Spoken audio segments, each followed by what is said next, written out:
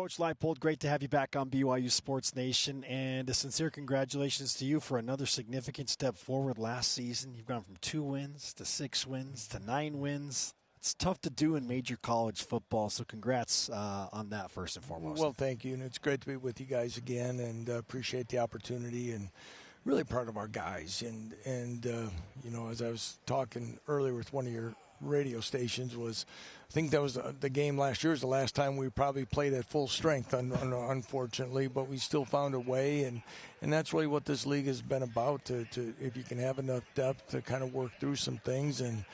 But now we're on to the next one, and we have a good returning nucleus, but expectations have changed, and I think our guys have embraced it. But this conference seems to keep changing and adding more, and there we go. Can we officially say that Kansas is not just a basketball school? Well, you guys can. That's great. I appreciate it. It's I always said is I try not to get into that conversation because I've never believed in that. I know people used to ask that, and I go, they're not on our schedule. We want to be an and school, but the nice thing about it, from Coach Self but more importantly, Travis Goff, our athletic director, Chancellor Doug Girard, is in this ever-changing landscape, they saw the importance to invest in football, and that's allowed us to, keep improving facilities, maintain a staff, and keep growing. That put us in this position. Well, you mentioned the staff, and you've got a guy on your staff, the new OC, who we know well, BYU fans know well, and Jeff Grimes. Yeah, Grimey keeps texting me. I'm going to tell him I answered more questions about him today than I did to Jalen Daniels. But, it's sometimes we don't know. I didn't know Jeff very well. I'd met him a couple times when we played. Our former offensive coordinator, Andy Kolnicki, and he had a relationship. So I kind of piggybacked into that to have a conversation when he was available. But as you guys know, he's a great professional. He's an outstanding coach and an even better person. And when we were looking with the returning players that we had, I wanted to keep, our offensive identity. And I look back at our very first year at Kansas, and, Baylor, I think, was picked, 9th above us, and they go win the league. And I told some people this, and their starting center was Jacob Gall. Jacob played guard for us at Buffalo. And our center had transferred with us, and he didn't want to trade because he goes, Coach, if I got a chance, it's going to have to be at center. And he was undersized. And I felt that if Jeff could take Jacob and utilize his skills at this level, he'll fit with sometimes some of the guys we have as well and develop into, highly productive Big 12 players. There are 2 versions of Jeff Grimes. You have Jeff Grimes with the mustache and without the mustache. Is he rocking the stash? Right now he's kind of more rocking the Clooney kind of, the scruff. The scruff. Yeah. Okay. Yeah, I like it. There's a little salt and pepper in there, but I've seen a couple of those pictures. He hasn't brought that out yet, but I'll make sure I bring it up to him when I get back. Things to look forward to. Yeah. Yes. Kansas football. Well, and the cool thing, his oldest daughter just got married right before the 4th of July, and his youngest son is in our program. So it's great, and they've made the transition to Lawrence, and we're excited to have them. Lance Leipold is on BYU Sports Nation. It's funny you brought up the 9th place projection for Baylor back in 2021. I think TCU was picked to finish 9th in 2022, and they went to the national championship. There's something to that.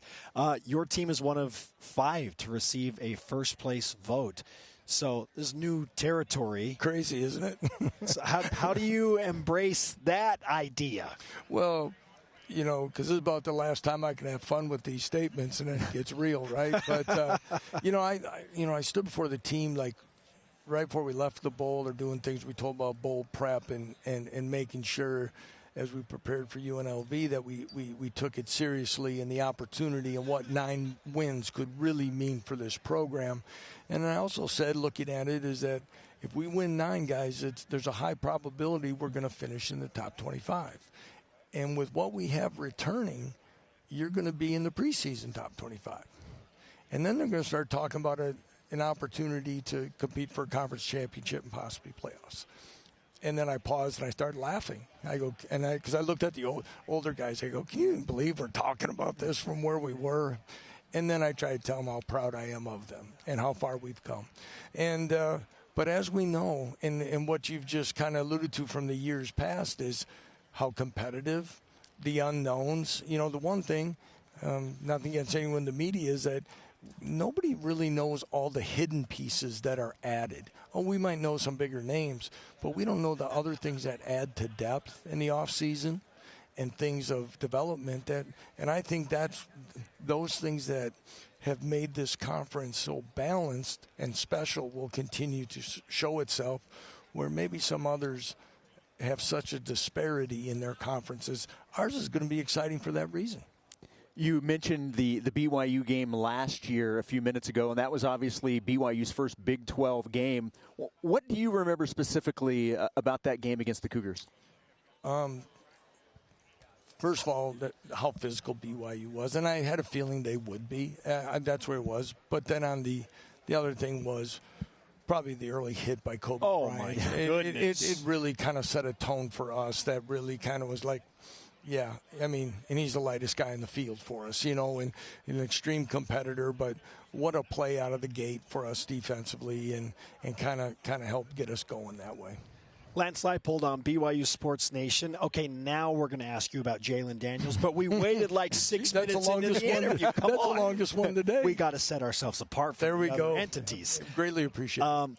Jalen played against BYU. BYU fans know it all too well. Like, well, that dude is really, really good and really elusive, but even he was not fully himself in that game. So where is he now in terms of health and readiness for the season? You know, like I say, you see him around here. I came around. He's playing ping pong. He's doing all this stuff. I said, if we could just have all the stuff they have you doing today outside the field here, behind there, if we could just show that up on the board, I think everybody would ask less questions. He's done everything that he's been allowed to do. I'll say that. And, you know, again, we're moving in a I don't want to say totally cautious, but it's been an incremental thing, and same thing with some of his spring ball reps and that. But we're ready for him to do everything that is expected for him to do to be the starting quarterback for the first game and the 11 after that.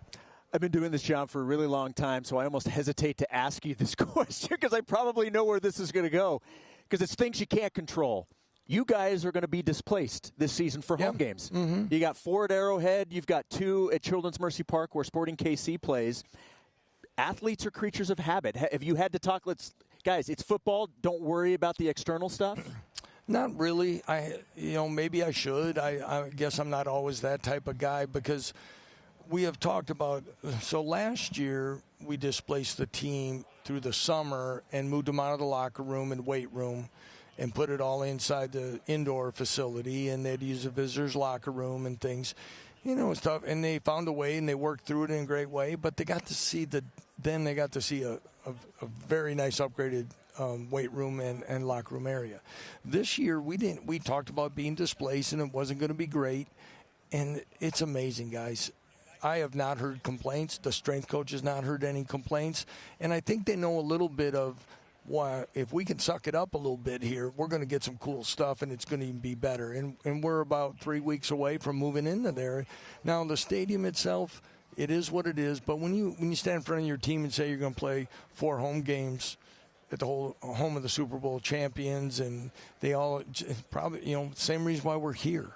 You know, we're in a professional stadium where Super Bowls are held, and all those different things for an experience and an atmosphere. And I think our guys have embraced that.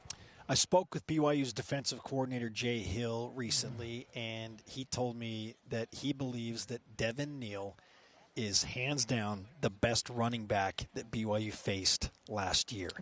And he's back for another run. So I didn't disagree with him. He's just so versatile, Coach. So the idea of him playing another year in Kansas is kind of nightmare fuel for multiple defensive coordinators, including Jay. What have you seen from Devin to take his game even to another level in the offseason? Well, I joke with Devin. He's got a redshirt year, so I'm going to try to figure what 4 games to use him and see if I can get him back. Just don't have him play against BYU, Coach, okay? The thing about Devin is, and it's awful nice, Coach, he'll say that, but I would – he's always striving to get better, and but he's so mature beyond his years. He was the guy when he was a true freshman that in between practices and meetings was in the running back coach's office asking questions about what he didn't understand and watching it to learn. And everybody wondered why he was starting so quickly. And he has that way about him. We sat down with his family, showed what he could do for his KU football legacy as far as what's in reach, what he could do. Okay, that's part of things that you can cherish long after the days are done. But we also gave a plan about how we could accelerate his academics last spring, summer, and this season that would allow him to graduate in 3.5 years. And that was the way for him to kind of come back. And now he's just really working hard on refining some of he knows he has to be a better pass protector, and he's worked on his hands. We probably should use him more as a receiver and don't. But he continues to, and he's one of those that, I would say him and Jalen just being here, guys, as talented as they are, honestly, they're better people. And I'm just fortunate enough to be the head coach for those guys because they add so much to your program that has helped turn this thing around that people could never imagine. I'll say this about last year's media days. When we got done interviewing you and Devin, there were a few BYU fans that were like, gosh, dang it, don't make me like you guys. Well, I feel the same way about Kalani. He's such a super nice guy. And in fact, I had to stop him in mid-bite because I hadn't seen him yet to say hello. I just, I think we have good people. I think we try to do it the right way, the way you're supposed to do it. I don't think, it's never been our way to do it by cutting corners or doing other things. And I still think that's the way that we can have great, healthy competitions wherever they're at. And then the better team that day is going to show up and win. One last thing before we let you go. A year ago, we were talking to you about 4 new schools, BYU being one of them. Now we're talking about 4 new schools. Yeah. What do you make of the evolution of this Big 12? I think it's exciting. Do I get to ask one question before I Absolutely. leave? Okay, Absolutely. Okay. All right, but I'm going to answer it. I think it's exciting. Now we're adding even more that we don't know a lot about. Houston, TCU, West Virginia are some of our first 3 games, I believe. We didn't play them last year, and they're in the conference. So strange. Yeah. And now we're going through these other ones. So now it's going to be, when did you play them last? Who was there? Who's the coordinators? What are the, it's going to put some extra work on us. I was just going to ask you guys, how do you feel about Utah being in the conference? It is with mixed feelings. Oh, there's no mixed feelings for me. I think it's great for college football because it's one of the most underrated rivalries in the entire sport. It's fantastic that it's back in the same conference for sure, but there are mixed feelings. You're talking to a guy who was perfectly happy for BYU and Utah to be on separate lines. Okay. I just wondered, see, part of these things that get asked, you don't know. I don't know all the back history. I was coaching D3 ball and stuff. So I'm just trying to get the lay of the land on some of those. Where does Colorado, like the old days, Colorado, Nebraska? Well, they're not part of it, so who's going to be the rival there? Obviously, Arizona State, we know it. But I just think it's going to be interesting. I think it's going to be interesting what time the kickoffs are, when's the open week, who do you have the next week, and how far are they? There's going to be things, especially when we get in November, when guys are wearing down a little bit. Do you play Utah this year? No, we do not. Okay. Well, I was going to say you're going to have a whole lot of people pulling for you if that's the case. They'll be rooting for all blue. Coach, we always enjoy. Well, I've enjoyed it last year. Thanks for asking again. I hope you had a great summer and enjoy what's left of it. Thank you, Coach. You got it. Be well.